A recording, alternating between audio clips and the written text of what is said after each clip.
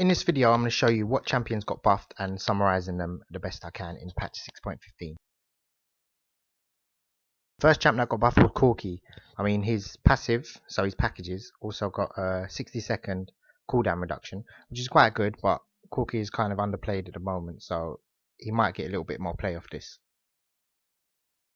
Jarvan's E is his attack speed passive for his allies and himself. They've both been buffed, so if he puts his E down, his allies will get a higher attack speed around him, and also he will as well. Now, Kassadin's Q early has been nerfed to damage, but his late game has been buffed as well, and his E mana cost is down, so that'll be more spammable and more useful.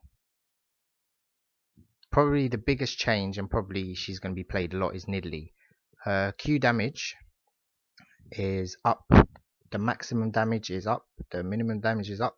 Her Cougar form also is, the damage is up, and the AP ratio has gone from 0.33 to 0.4.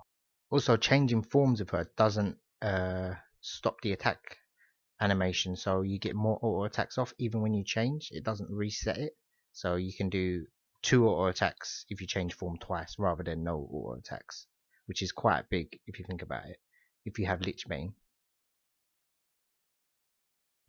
Renekton's also received a buff on his ultimate. You gain Fury as well by casting it, and the damage, magic damage, is up by 10 at the first rank and 20 at the second, and it remains the same on his last, which is quite big. This is quite a small buff to Shyvana, but it's also quite a big buff. Her eye is going to be used a lot, so her ultimate. So before you used to auto attack, and then you gain Fury on her ultimate, but now it gains more passively. So I think 60 seconds roughly will be the cooldown on her ultimate, even if you're not auto attacking, which is quite big as well. Late game is the same, mid game is a bit more, but early game she's going to have her ultimate a lot more. Now Vayne's received a nice little buff as well.